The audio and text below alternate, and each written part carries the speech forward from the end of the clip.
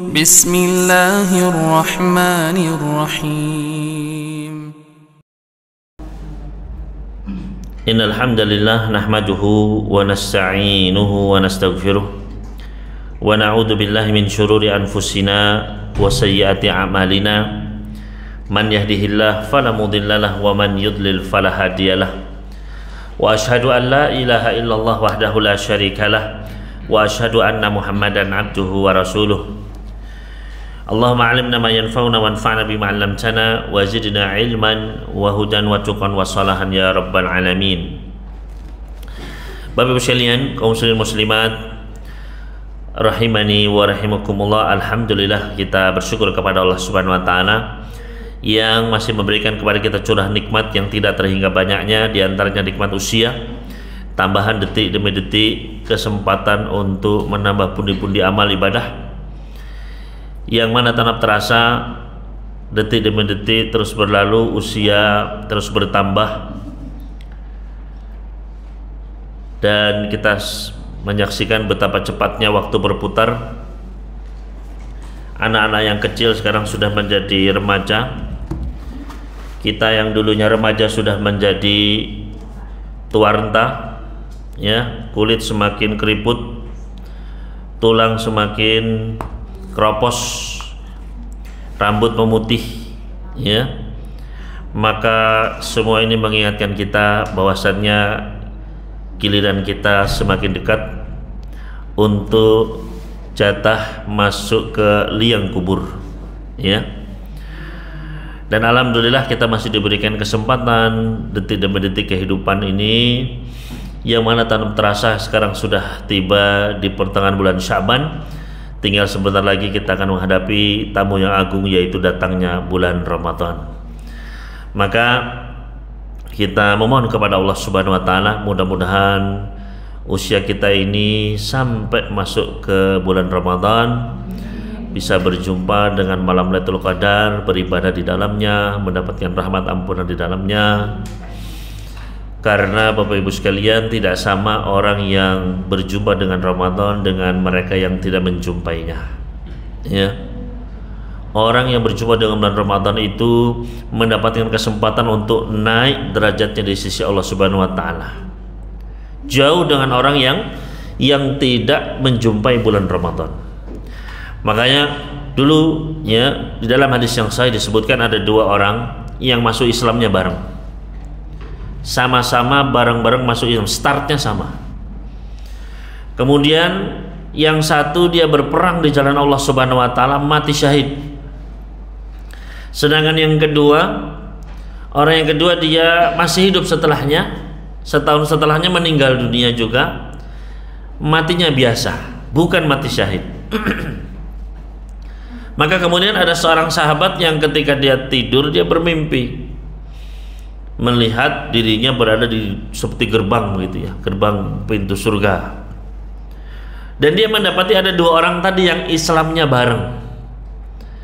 Maka kemudianlah keluar dari gerbang tersebut seseorang, kemudian memanggil. Ternyata yang dipanggil, yang diajak masuk adalah yang matinya biasa saja, ya. Dipanggil, "Bapak, ayo silakan masuk," ya. Fulan masuk. Setelah itu sudah masuk, maka orang ini keluar lagi, ya. Kemudian yang kedua, fulan silakan masuk, yang mati syahid baru masuk kemudian. Kemudian keluar lagi sang penjemput tersebut, "Kamu belum saatnya, kamu pulang aja," ya, disuruh pulang, ya. Maka ketika dia terbangun, dia pun melaporkan hal itu kepada baginda Nabi Muhammad SAW. Dia sampaikan, "Ya Rasulullah, saya mimpi berada di depan gerbang. Nah, terus yang dipanggil itu kenapa kok malah yang matinya biasa begitu, ya? Kok malah yang matinya biasa saja yang duluan masuk, ya? Harusnya kan yang mati syahid duluan begitu. Karena keutamanya sangat besar. Yang mati syahid itu bisa masuk surga tanpa hisab, tanpa adab, langsung jalan tol menuju surga, itu, ya.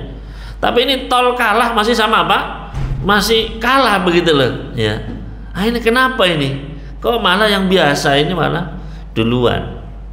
Maka Nabi sallallahu alaihi wasallam pun bersabda, alam yaish ba'dahu bisanah, bukankah orang yang duluan itu, ya, dia sempat hidup setahun sepeninggal si yang pertama tadi yang mati syahid tadi, dan bukannya dalam setahun itu dia sempat adraka Ramadan, sempat berjumpa dapat bulan Ramadan, dia puasa di dalamnya, ya. Makanya kata para ulama, orang yang dapat bulan Ramadan itu beda begitu, bahkan bisa meningkatkan, bisa mendahului orang yang matinya mati syahid begitu, ya. Oleh karena itu, ya sekali lagi kita harapkan mudah-mudahan kita sekalian dipanjangkan usianya sampai masuk ke bulan Ramadan mendapatkan keutamaannya, ya. Namun juga perlu kita wanti-wanti bahwasanya orang yang dapat berjumpa dengan bulan Ramadan itu ternyata juga bisa berbahaya, ya. Kalau dia manfaatkan, dia bisa mendapatkan kemuliaan, tapi kalau dia remehkan, dia sepelekan, bisa juga terkena ancaman. Ancaman apa? Ancaman doanya dua makhluk terbaik, didoakan oleh makhluk terbaik, diamini oleh makhluk terbaik juga, ya. Sebagaimana yang disebutkan di dalam hadis yang sahih diriwayatkan oleh Al-Imam Ibnu Hibban di dalam sahihnya, ketika baginda Nabi sallallahu alaihi wasallam naik ke mimbar beliau, naik anak tangga pertama, beliau mengucapkan amin, ya. Maka para sahabat bertanya, ada apa ya Rasulullah? Ya, kamu tiba-tiba mengucapkan amin, yang mana ucapan amin ini adalah biasanya sudah berdoa baru diamini, ya. Doa dulu, ya Allahumma apa, misalnya Rabbana apa, misalnya ya Allah berikan ini, baru apa? Amin, begitu kan. Nah ini nggak ada doa, nggak ada apa, tiba naik tangga amin begitu, ya. Ada apa ya Rasulullah? Maka kata baginda Nabi sallallahu alaihi wasallam, atani Jibril, barusan Jibril datang kepada saya, dan Jibril mengatakan, man adraka Ramadan falam yughfar lahu fa'abadahullah qul amin faqultu amin. Kata Jibril kepada saya, barang siapa yang mendapati bulan Ramadan ternyata tidak diampuni, semoga Allah menjauhkan dirinya, ucapkan amin, maka aku pun mengucapkan amin, ya. Maka ini ya ancaman bagi mereka yang masuk ke bulan Ramadan ternyata tidak mempersiapkan diri mereka, tidak memanfaatkan momen Ramadan sehingga nggak dapat ampunan, ya. Maka apa? Diamini oleh Nabi SAW, doanya Jibril diamini oleh Rasul SAW, dua makhluk terbaik, malaikat yang terbaik dan manusia yang terbaik, ya. Oleh karena ini, ya, kata para ulama, ini menjadi peringatan bagi kita sekalian agar benar-benar bersiap-siap menghadapi Ramadan. Jangan sampai Ramadan itu cuma rutinitas, ya. Setiap tahun ya begitu lagi, ya. Di awal Ramadan ya sibuk, ya masak, ya. Di akhir Ramadan sibuk masak lagi. Setelah Ramadan tetap sibuk masak, ya. Rutinitas saja belaka, jangan sampai Bapak sekalian, ya. Maka Ramadan ini benar-benar harus dimanfaatkan untuk ibadah, mencari rahmat Allah, mencari ampunannya, ya. Maka di sini insya Allah kita akan sampaikan beberapa kiat-kiat dalam mempersiapkan diri menyambut bulan Ramadan, ya. Hal-hal yang penting untuk kita persiapkan agar Ramadan ini lebih ya maksimal, optimal, tidak sampai, ya, jangan sampai kita Ramadan ini adalah ya rutinitas begitu-begitu saja, jangan sampai, ya. Maka ini butuh persiapan. Maka langsung saja Bapak Ibu sekalian, ada 5 hal yang perlu dipersiapkan, ya. Yang pertama adalah niat. Yang pertama apa? Niat. Yang kedua yang harus dipersiapkan adalah ilmu. Yang kedua apa? Ilmu. Yang ketiga, persiapkan doa. Persiapkan apa? Doa. Yang keempat, persiapkan taubat. Taubat, ya, bukan obat Bu, ya. Taubat, ya. taubat dari dosa dan maksiat, dan yang kelima amal solih. Yang kelima amal solih. Ya. Kita bahas satu persatu Bapak sekalian. Ya. Jadi ada berapa ini? Kiatnya ada 5 saja. Ya, tidak banyak Bapak sekalian ya. Masih hitungan jari 5. Ya, tapi 5 ini kalau benar-benar kita persiapkan, insya Allah akan lebih optimal, lebih maksimal dalam menyambut bulan Ramadan. Yang pertama niat. Ya. Apa maksud niat di sini Bapak Ibu sekalian? Ya. Maksudnya di sini adalah kita siapkan tekad kita. Ya. Niat kita yang kita wujudkan dalam bentuk target-target amal ibadah yang ingin kita tuntaskan di bulan Ramadan. Ya. Niat mau ngerjakan apa di bulan Ramadan? Yang kita wujudkan dalam bentuk apa? Target-target amalan ibadah yang ingin kita tuntaskan di bulan Ramadan. Ya. Misalnya Ramadan ini saya niat, ya, target saya ingin bisa sholat taraweh full di masjid misalnya. Ya.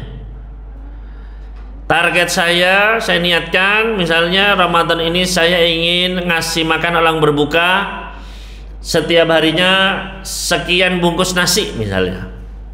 Ya. Saya target ingin iktikaf 10 hari full di masjid misalnya. Ya. Atau saya targetkan misalnya saya ingin umroh ya di bulan Ramadan ini. Karena umrah fi Ramadan kahajjatin ma'i. Umrah di bulan Ramadan itu pahalanya seperti apa? Haji bersamaku, kata Nabi sallallahu alaihi wasallam. Ya. Maka ya ini kita targetkan Bapak Ibu sekalian.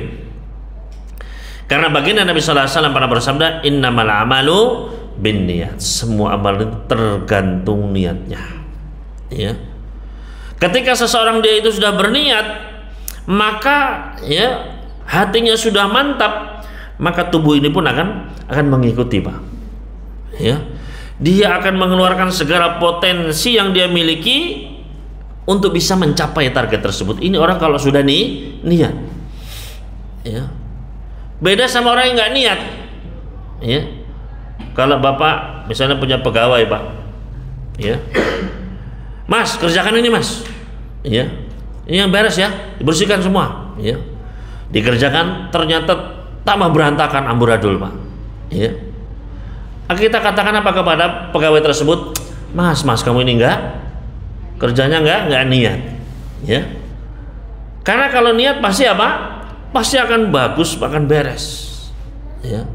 Maka Bapak Ibu sekalian rahimani wa rahimakumullah, di sini pentingnya niat. Ketika kita sudah berniat, ya, maka kita pasti akan berpikir bagaimana cara kita mencapai niat tersebut. Contohnya misalnya bapak-bapak, ya, bapak-bapak, ya, dalam Ramadan ini niatkan misalnya target khatam Quran berapa kali Pak? Gak usah banyak-banyak, 5 kali saja Pak ya. Alhamdulillah, ya, targetnya lumayan mantap ini ya.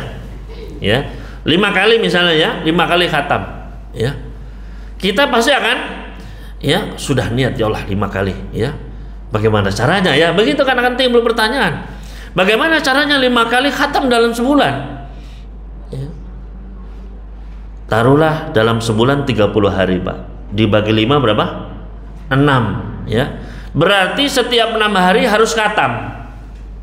6 hari sekali khatam. Bagaimana caranya ya? 6 hari khatam, ya. Al-Quran 30 juz dibagi 6 berapa Pak?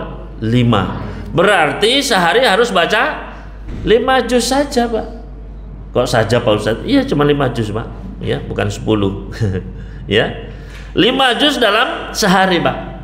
Bagaimana Pak Ustadz 5 juz dalam sehari ya? Gampang Pak, taruhlah dibagi 5 kali sholat, ya.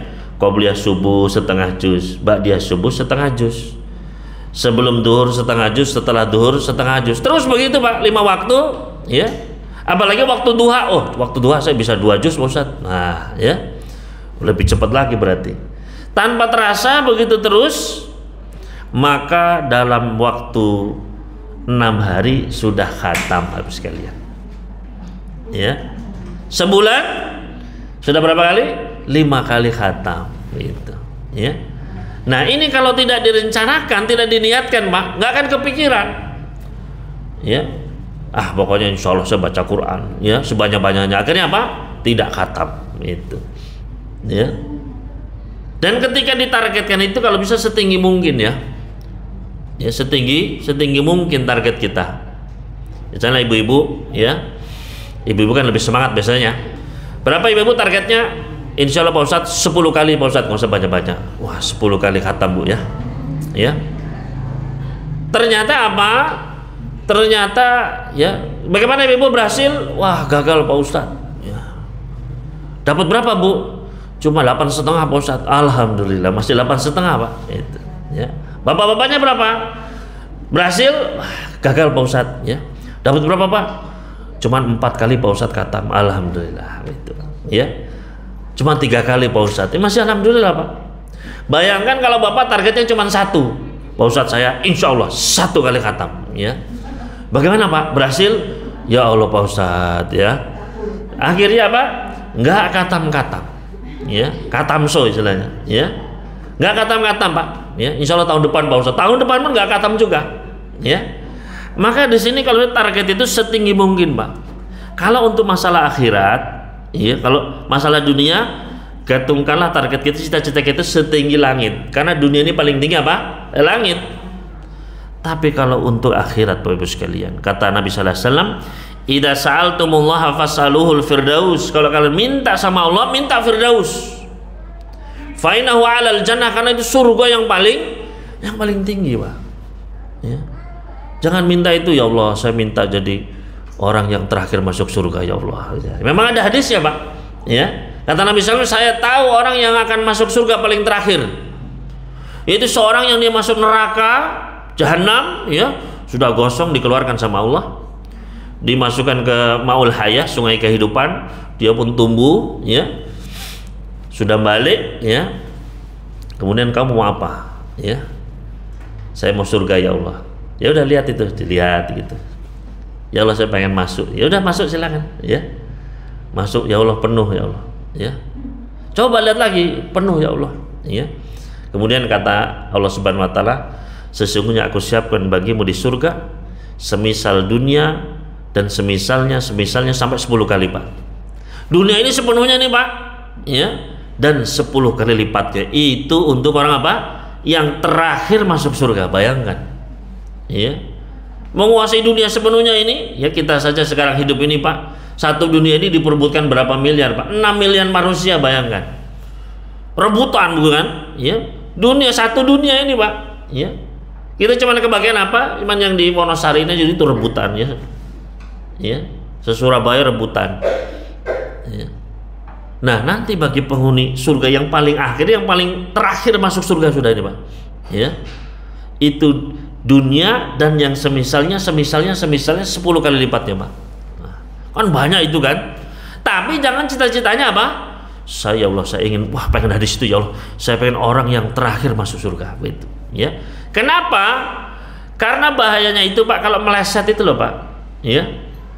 Ternyata saya minta orang terakhir, ternyata itu orang terakhir udah masuk ya. Berarti kita apa?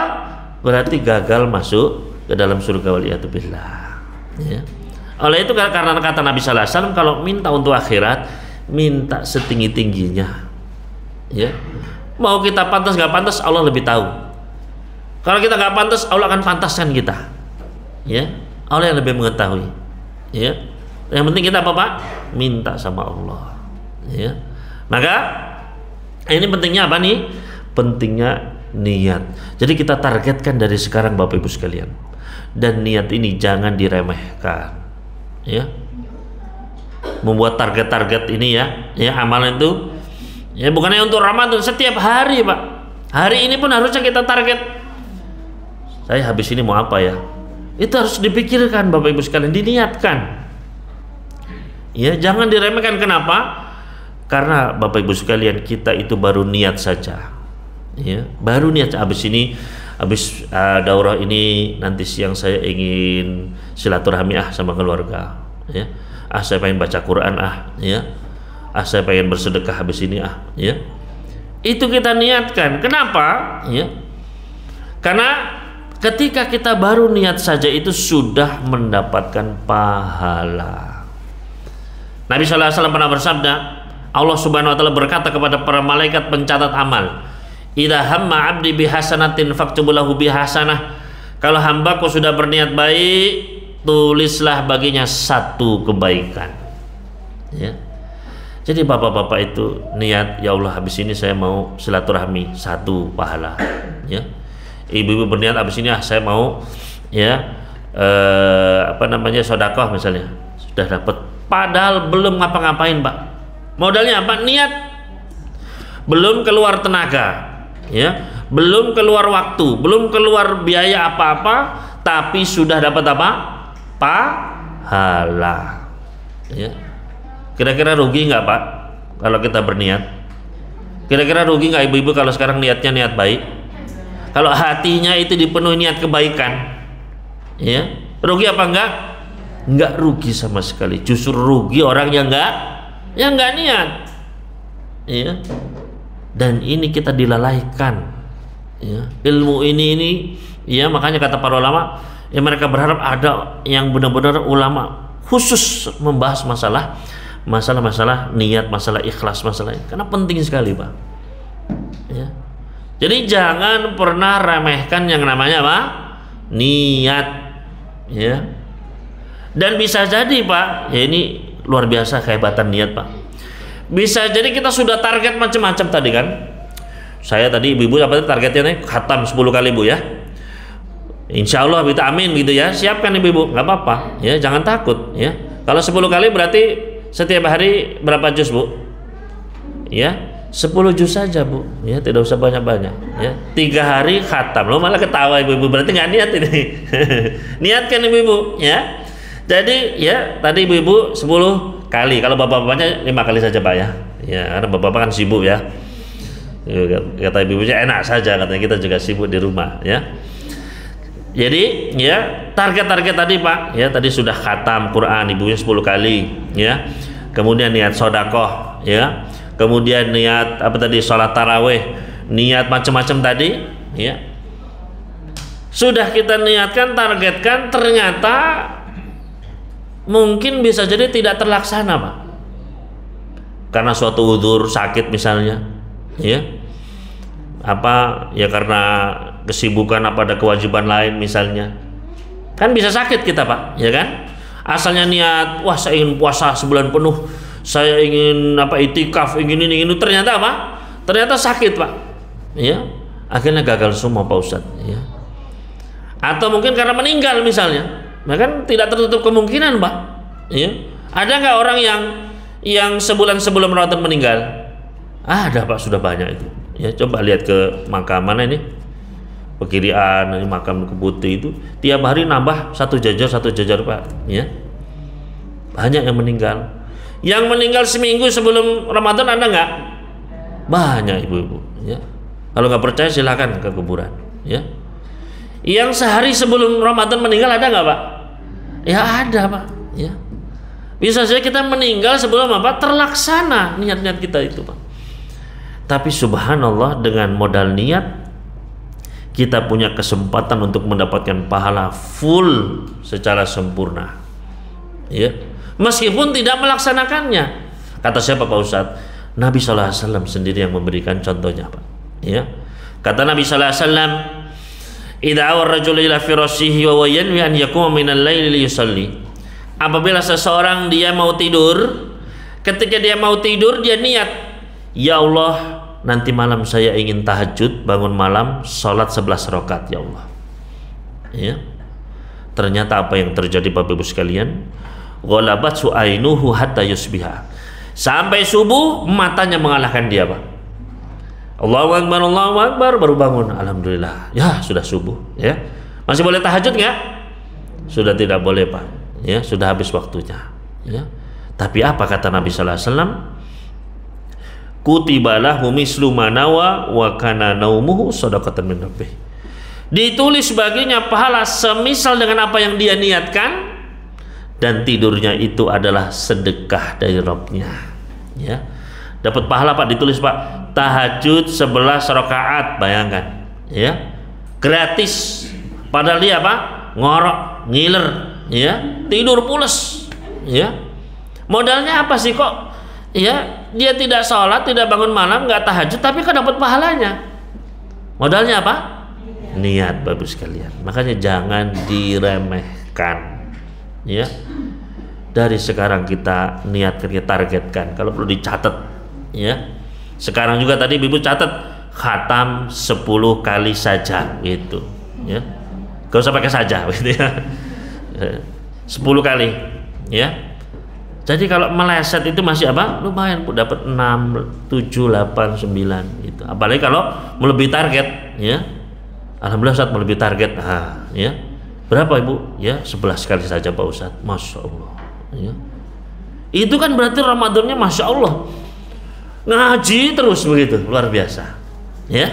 Maka Bapak sekalian rahimani wa rahimakumullah, ya ini pentingnya apa? Niat ya.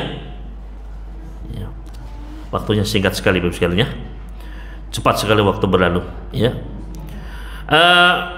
Selanjutnya yang kedua, apa yang harus dipersiapkan Bapak sekalian? Yang kedua, ilmu ya. Makanya kata Imam Bukhari di dalam sahihnya, kita buka Sahih Bukhari, maka salah satu babnya berjudul bab al-ilmu qabla al-qawli wal amal, bab berilmu sebelum berucap dan berbuat.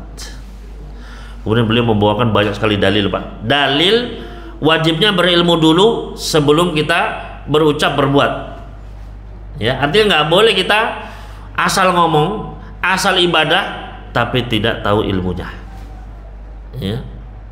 Di antaranya beliau membawakan firman Allah Subhanahu wa taala di dalam surat Muhammad ayat 19, fa'lam annahu la ilaha illallah wastaghfir li dzanbika.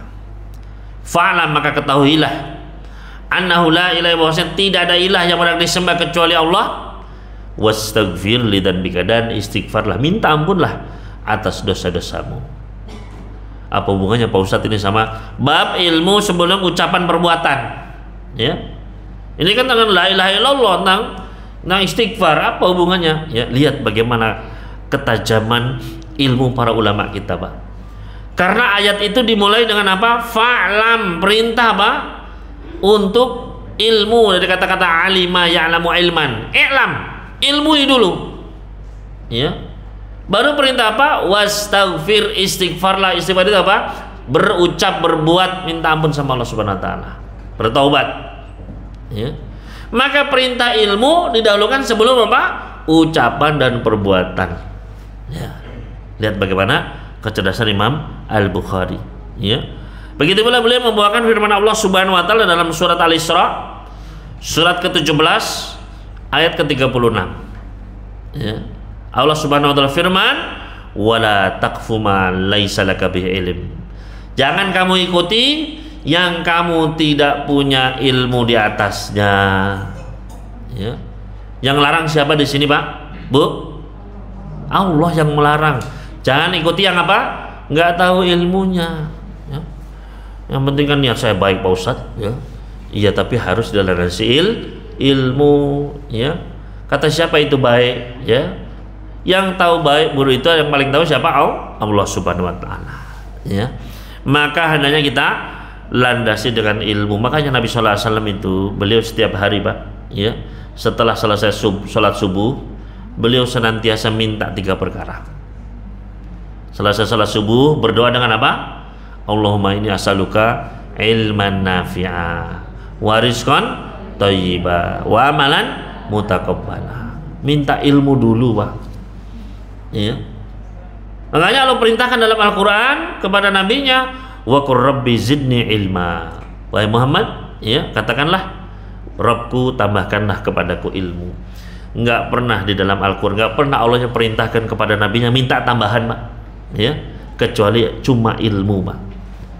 Enggak pernah diperintahkan ya tambahan apa, misalnya tambahan follower, tambahan pengikut, tambahan kekuatan, tambahan istri, tambahan ya, nggak ada Pak ya, tambahan harta, tambahan kekuasaan ya, wilayah dan lain sebagainya, tidak ada sedikit pun ya. cuma satu yang diminta, tambah apa? Ilmu. Gitu. Ya. Maka ya di sini kita sangat butuh ilmu. Maka dari sekarang kita pelajari, alhamdulillah ada daurah ini ya. Daurah ini habis ini kan ada apa namanya? Pembatal puasa, begitu ya. Nah, ini harus dipelajari ini. Ya. Jangan kadang daurah ya di bulan Ramadan, di akhir Ramadan ya. Pembatal puasa. Ya, sudah telat, sudah puasa kok. Ya.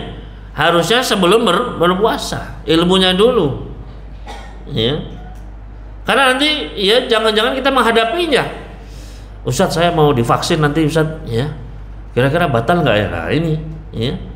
Nanti saya ini Ustadz mau diinfus misalnya, ya.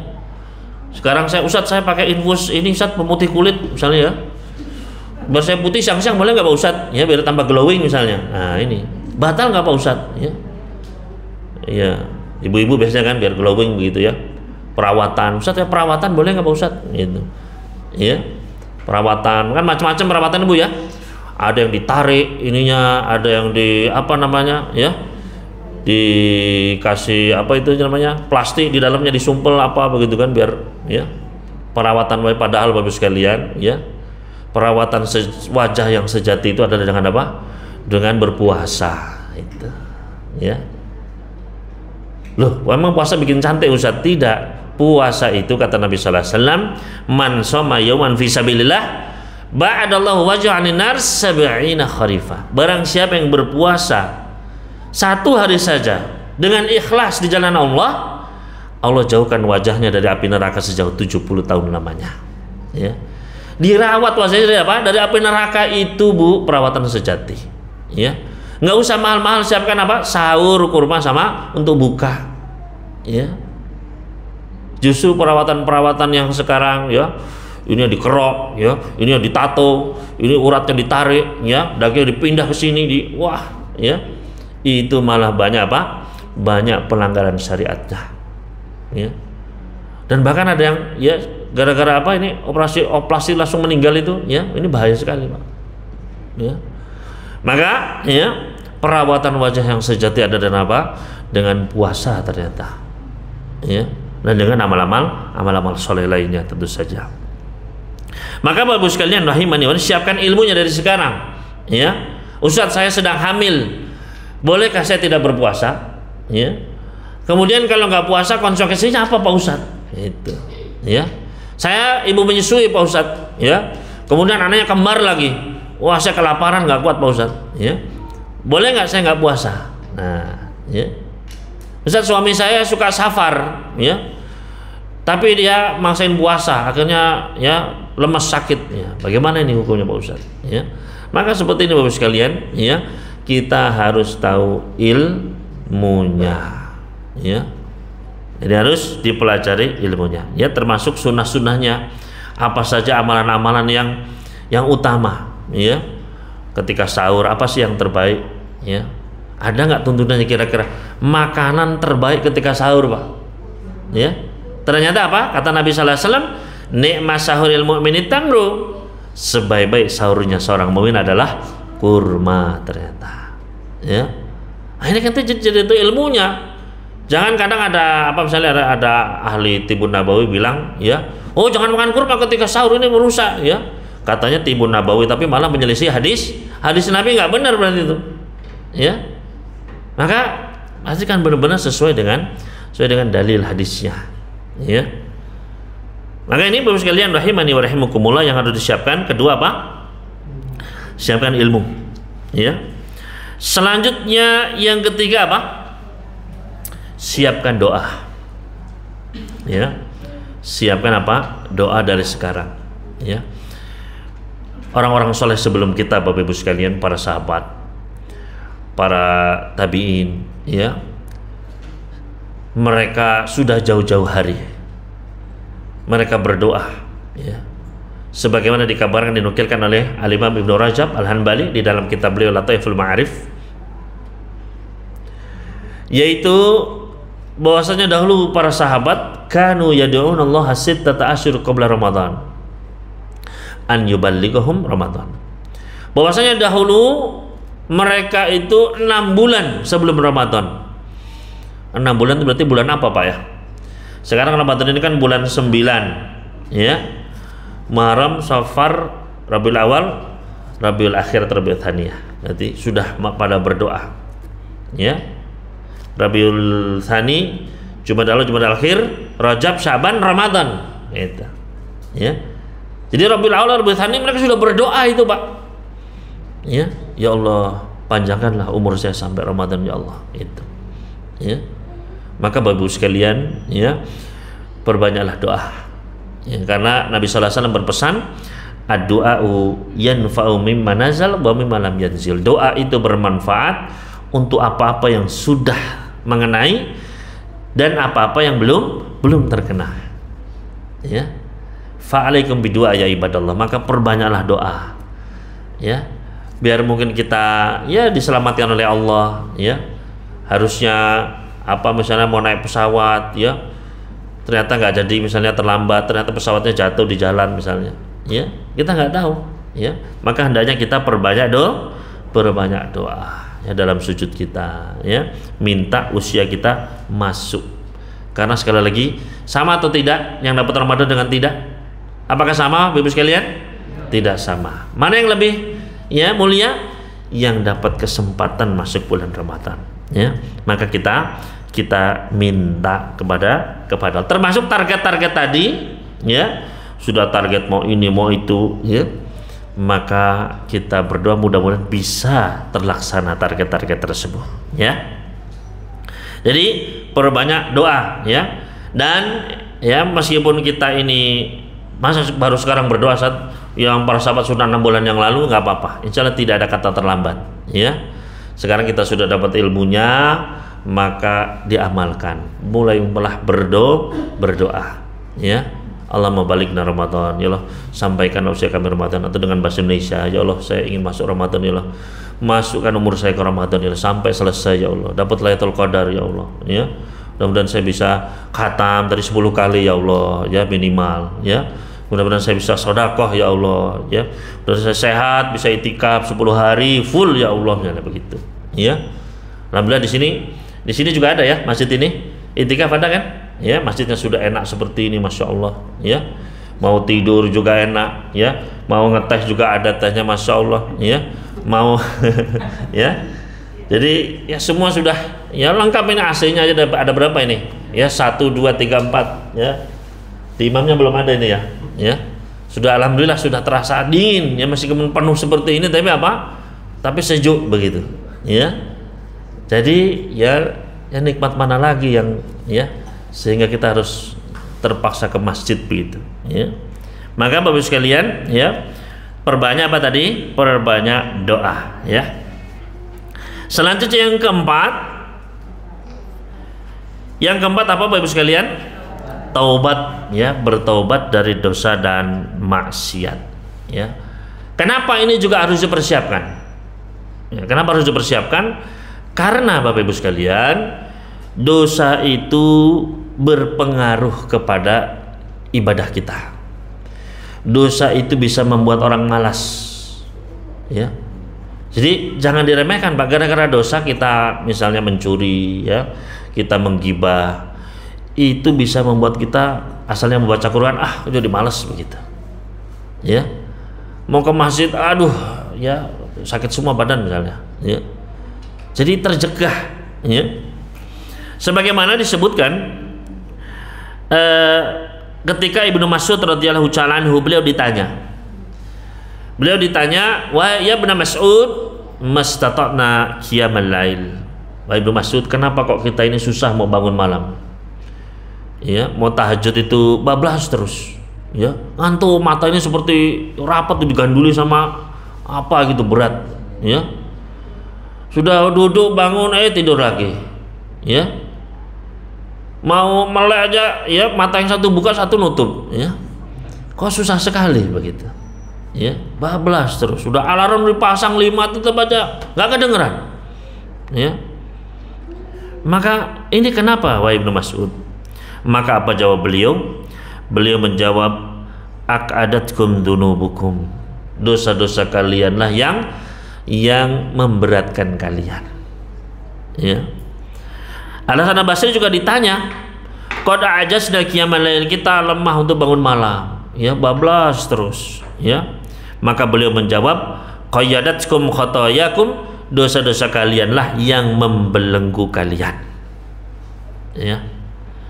Berkata Fudail bin Iyad, dalam takdir ala qiyamil lail, kalau kalian itu susah mau bangun malam tahajud, bablas terus, ya. Wasyamin nahar, mau puasa di siang hari, mau puasa sunnah, males terus, ya.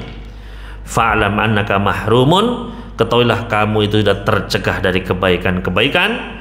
Kabbalatska khoti'atuka, itu berarti dosa-dosamu telah membelenggumu, ya. Bahkan Bapak sekalian, salah seorang di antara salaf dahulu, beliau pernah mengatakan, ini adnabtu dzanban, saya pernah berbuat satu dosa, ya. Pernah berbuat satu dosa, kemudian apa efeknya? Fahurimtu bidzalika dzanbi qiyamal laili sittatu asyhur. Maka gara-gara satu dosa itu saya nggak bisa bangun malam selama 6 bulan. 6 bulan nggak bisa bangun malam. Itu karena sedikitnya dosa mereka. Satu dosa pengaruhnya sudah luar biasa. Lah kita ini sudah kebanyakan dosa, Pak. Ya. Orang-orang dulu itu, Pak, nggak bangun malam itu nyesel, Pak. Nggak bisa tahajud itu apa? Ya Allah, ya. Kehilangan kesempatan untuk bermunajat dekat denganmu, ya Allah, ya. Orang sekarang, Pak, setahun nggak bangun malam, ya, cuek saja, Pak, ya. Malah ketika ya Allah, ya, nggak bisa nonton ini apa final sepak bola, nyesalnya kayak apa, ya. Sedangkan dia nggak tahajud bermalam-malam, cuek saja, ya. Alhamdulillah tidur ada saya enak sekali begitu malah, ya. Maka Bapak Ibu sekalian rahimani, ya. Ini Ramadan tinggal berapa hari lagi nih, Pak? Ya, tinggal ya 2 minggu saja paling ya. Ya, tinggal 2 minggu lagi ini. Ya, lihat kalau kita terus dosa ini nggak segera ditaubati, Pak. Ya, tadi aja satu dosa 6 bulan, Pak. Ya, lah kita ini kalau terus produksi dosa, ditakutkan nanti tidak maksimal ketika apa? Ramadan. Ya, Pak, ayo Pak bangun malam, Pak. Aduh Bu, ini kekenyangan Bu. Ya, akhirnya gagal, ya. Pak, ayo Pak, ya. Itikaf, Pak. Aduh Bu, besok aja Bu. Gitu. Gagal terus akhirnya, Pak. Ya. Ini ternyata pengaruh dosa, Pak. Ya. Mau baca Al-Qur'an baru, ini baru setengah ayat kok sudah ngantuk ya. Ya. Ini bisa karena dosa-dosa kita, Bapak Ibu sekalian. Ya. Akhirnya yang tadi ya ibu-ibu itu mau khatam 10, ya. Akhirnya apa? Ya, 1 kali aja nggak khatam, Pak Ustadz. Baru 1 ayat sudah ngantuk, Pak Ustadz, ya. Maka ya ini bisa jadi karena dosa-dosa dan maksiat kita, ya. Maka segera, apalagi dosa-dosa besar, Bapak Ibu sekalian, segera taubati, ya. Kenapa?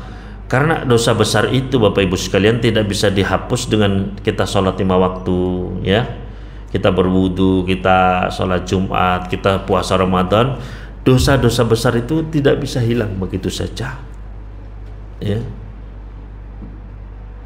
Sebagaimana Nabi sallallahu alaihi wasallam pernah bersabda, kata beliau, as-salawatul khams wal jumu'ah ila jumu'ah wa ramadan ila ramadan mukaffiratun lima bainahunna majtunibatil kabair, ya.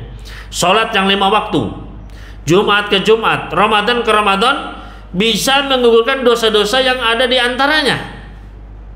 Jadi bapak-bapak sholat duhur misalnya nanti siang ya, sholat duhur, maka antara duhur dengan subuh tadi seret dosanya dihapus, Pak. Ya. Kemarin sholat Jumat dengan Jumat sebelumnya seret dihapus. Ya. Nanti Ramadan misalnya puasa dengan Ramadan sebelumnya dia apa? Seret dihapus. Itu. Tapi ada syaratnya, yaitu apa? Selama dosa besar dijauhi. Kalau ada dosa besar nggak bisa diseret, begitu disetuk begitu, ya, mantul dia, Pak. Ya. Dosa besar itu butuh penghapus khusus. Nggak cukup kita hanya sholat, nggak cukup kita hanya puasa Ramadan. Butuh penghapus khusus, apa namanya, Bapak sekalian? Namanya ini, Pak, taubat. Nah itu, ya, taubat. Gimana sih cara taubat, Pak Ustadz? Cara taubat itu ada 3 step, ya, 3 langkah, 3 syarat untuk bertaubat. Disebutkan oleh ya Al-Imam Nawawi di dalam kitab beliau Riyadhus Shalihin dan yang lainnya, ya. Langkah yang pertama apa? An yukli'a anil maksiat, segera tinggalkan maksiat itu. Ya. Segera apa? Tinggalkan. Kalau masih mencuri harus tinggalkan itu pencuri. Kalau masih suka menipu, tinggalkan itu menipu. Kalau masih suka memalsukan data, berhenti. Ya. Harus stop dulu. Ya. Yang kedua apa langkah kedua? An yandama alaih, dia harus menyesalinya. Menyesali, minta ampun, istighfar kepada Allah Subhanahu wa taala. Ya. Karena ada orang itu yang sudah berhenti, pas sudah pensiun, ya. Sudah pensiun tapi dia tidak menyesal. Dulu saya pekerja di ini gitu ya. Dulu prestasinya, padahal itu dosa toh padahal. Ya. Maka ya harus ada penyesalan. Kata Nabi sallallahu alaihi wasallam, an-nadamu taubah. Penyesalan adalah bagian penting dari taubat seseorang. Ya. Jadi harus apa? Disesali. Ya. Misalnya ibu-ibu dulunya nggak menutup aurat misalnya. Ya. Dulu saya ini model terkenal, gitu ya. Saya sudah kemana-mana misalnya. Nah ini nggak disesali, malah dibanggakan. Nah seperti ini bahaya. Ya. Harusnya apa? Disesali dulu saya nggak nutup aurat, ya Allah. Ya.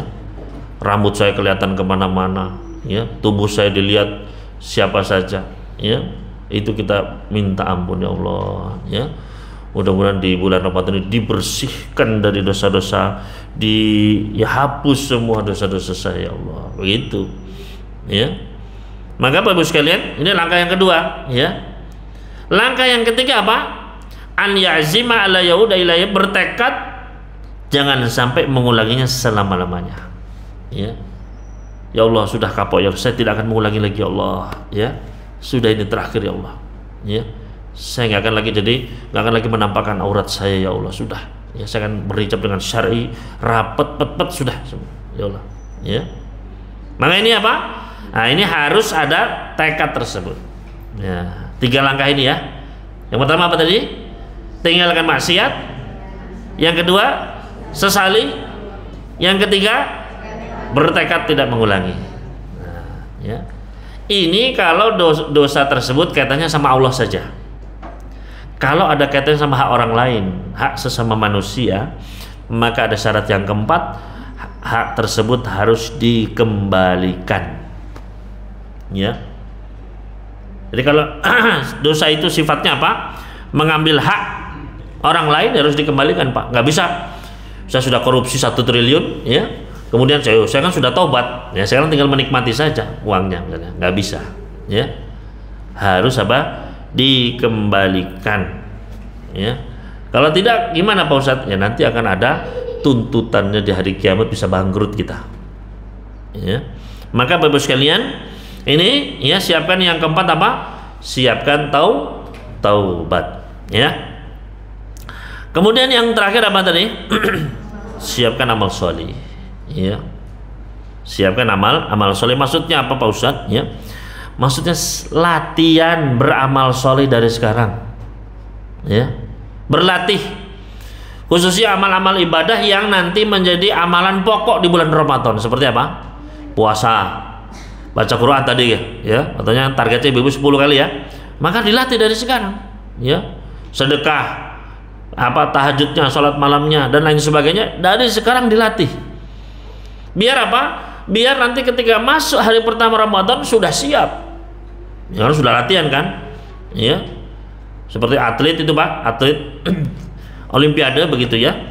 Ramadan ini kan seperti olimpiade. Mendapatkan medali ketakwaan. Ya. Nah, yang ikut olimpiade itu kira-kira atlet kelas RT apa RW, Pak? Apa lurahan apa kecamatan? Ya tingkat apa? Tingkat dunia, Pak. Ya, internasional begitu.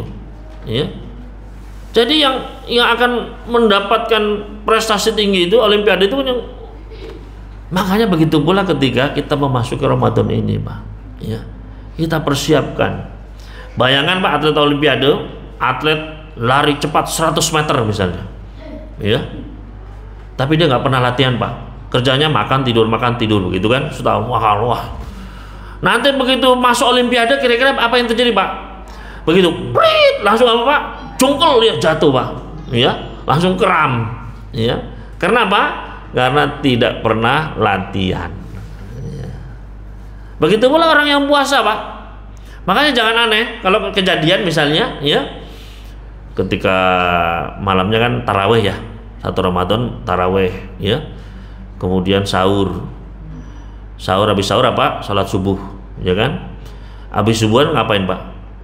Tidur, ngantuk, Pak. Wah, sudah nggak kuat tidur ya kan, tidur bangun-bangun sudah jam 11 siang, kok haus ya, langsung ke kulkas, klek ya, waduh, minum, cekuk, ya bismillah, minum, gluk, alhamdulillah, sudah nggak haus lagi nih. Lewat tukang bakso, Pak, bakso, panggil, 2 mangkok, Pak, lapar, Pak, ya, makan dia. Pas lagi kepedesan, aduh kok pedes, Pak ya, loh Mas, kan ini Ramadan, Mas, astagfirullah, ternyata Ramadan, gitu ya. Aduh, nanggung Pak ngasih tahunya, bukannya harusnya kasih minum dulu baru kasih tahu ya. Nah, ini kenapa kejadian seperti ini? Karena tidak terlatih ya, tidak terbiasa ya. Makanya Nabi SAW memberikan contoh Bapak Ibu sekalian. Beliau itu ketika di bulan Sya'ban beliau banyak berpuasa ya. Kata Aisyah radhiyallahu anha, Nabi SAW tidak pernah puasa sebulan penuh kecuali hanya di bulan Ramadan. Dan ya, lam yakun Rasul sallallahu alaihi wasallam aktsara siyaman, lebih banyak berpuasa daripada puasa beliau di bulan Sya'ban ya. Bahkan kata fa innahu yasumu Sya'bana kullah, seakan-akan beliau itu puasa Sya'ban seluruhnya, Pak ya. Dalam riwayat ya, sama Sya'ban illa qalilah, beliau tidaklah berpuasa Sya'ban kecuali sedikit saja yang beliau nggak puasa ya. Berarti kan beliau hampir puasa setiap hari itu, Pak, di bulan Sya'ban ya. Bahkan dalam riwayat apa? Kullah, seluruhnya. Berarti terus puasa sampai apa? Sampai ketika sudah menjelang Ramadan ya, beliau berhenti di situ ya. Karena hari Syak nggak boleh, diharamkan untuk puasa. Sehari 2 hari berhenti, Pak ya. Nah, sekarang ini ya berpuasa ya, memang seharusnya ini daurahnya kurang apa ya, kurang cepat ya.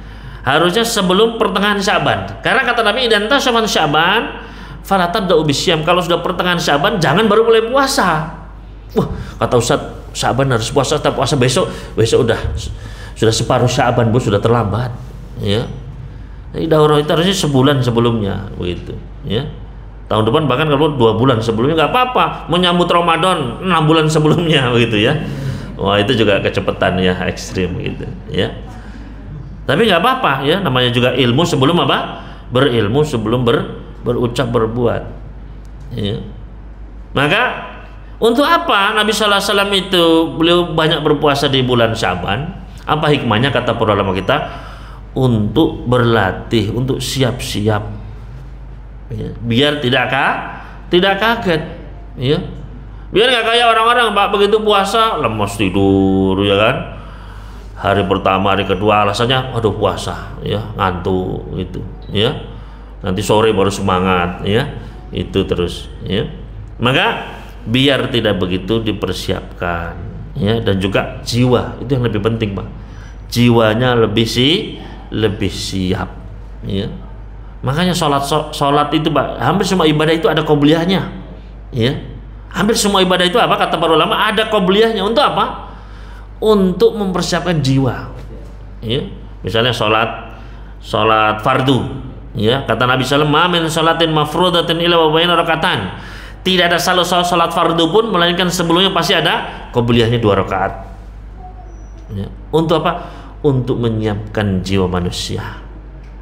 Bayangkan, Pak, bandingkan ya Bapak Ibu sekalian ya, ada 2 orang ini. Yang satu ya, sebelum adzan dia sudah berwudu ya, sudah ke masjid, kemudian sholat qobliyah habis adzan, kemudian duduk berdoa menunggu qomat ya. Bandingkan dengan orang kedua, Pak, begitu qomat, Allahu Akbar, qomat, duduk berwudu, kucuk langsung apa ya, lari ke masjid, duduk ya, masuk keluar langsung ya sholat ya. Kira-kira mana yang lebih tenang, Pak ya? Mana yang lebih siap ya? Jelas, Bu ya. Ini namanya istifham inkari, pertanyaan yang nggak butuh jawaban karena saking jelasnya ya. Maka Bapak Ibu sekalian, ya begitu pula ya puasa agar maksimal optimal disiapkan ya. Nanti kalau nggak disiapkan ya tadi misalnya ibu-ibu ya target 10 kali Bu ya, 10 kali khatam Pak Ustadz ya, tapi nggak disiapkan. Aduh, kacamatanya mana Pak Ustadz ya, kacamatanya lupa ya. Sudah, aduh, kenapa Bu? Gagal Bu? Ya, kacamatanya nggak ada Pak Ustadz. Loh, kok nggak disiapkan Bu? Gitu ya. Nah ini ada kacamatanya, iya tapi Ustadz baru baca 1 ayat sudah ngantuk Pak Ustadz ya. Kayaknya saya terlalu serius Pak Ustadz, gitu. Akhirnya gagal itu ya. Maka Bapak sekalian di sini butuhnya persiapan ya. Ya kalau ibu-ibu ini targetnya ya 10 kali khatam, ya dari sekarang, dari 10 kali berarti 1 hari berapa? 10 juz ya kan? Ya berarti dari sekarang dilatih Bu. Wah lumayan Pak Ustadz, sekarang saya sudah 5 juz per hari ya. Besok insya Allah saya tingkatkan 7 juz Pak Ustadz. Nah itu kan sudah targetnya semakin jelas Pak ya. Target ibu berapa? 10 kali Pak Ustadz ya. Sekarang tiap hari berapa Bu? Ya kalau sempet aja 1 ayat Pak Ustadz begitu. Kalau sempet ya Allah ya. Maka harus disiapkan, dilatih dari sekarang ya. Kalau bapak-bapaknya kan cuma 5 juz Pak ya. Jadi cuma 5 kali Pak ya. Jadi insya Allah lebih ringan Pak ya. Ya harus disiapkan juga Pak ya. Bapak-bapak kalau nggak disiapkan nanti apa? Akan banyak tidurnya ya. Pak ya Pak baca Quran Pak. Ntar Bu ngantuk ya. Maka Bu sekalian rahimani wa rahimakumullah, andanya kita persiapkan ya dari sekarang sholat malamnya apa ya. Mau kita latih misalnya setelah sholat isya langsung witir boleh Bu ya. Habis sholat isya langsung witir ya.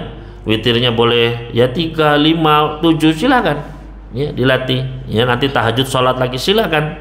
Yang penting jangan 2 kali witir dalam 1 malam ya. Kemudian juga yang paling penting adalah untuk berlatih menahan lisan, itu yang paling penting Pak Bu ya. Karena memang ya itu salah satu inti dari puasa di bulan Ramadan ya.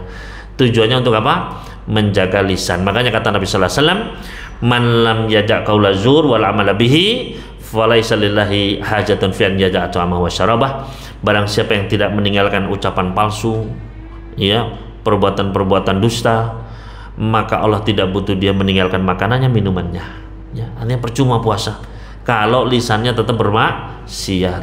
Maka juga dari sekarang mulai dilatih untuk menahan lisan kita ya. Dan juga saya ingatkan bagi mereka khususnya ibu-ibu ya yang masih punya hutang puasa ya. Ada nggak di sini yang masih hutang puasa ya? Segera di sahur ya, di kodok ya, segera dibayar hutangnya tersebut ya. Jadi segera dibayar ya puasa yang masih menjadi tanggungannya ya. Misalnya kemarin haid misalnya 6 hari ya belum dibayar Pak Ustadz, ya sudah sekarang segera dibayar ya. Jadi ini mungkin yang bisa kami sampaikan Bapak Ibu sekalian pada pertemuan pagi hari ini. Selanjutnya mungkin apabila ada pertanyaan dari Bapak Ibu sekalian silakan ditanyakan. Wallahu ta'ala a'la wa alam. Silakan jika memang ada pertanyaan.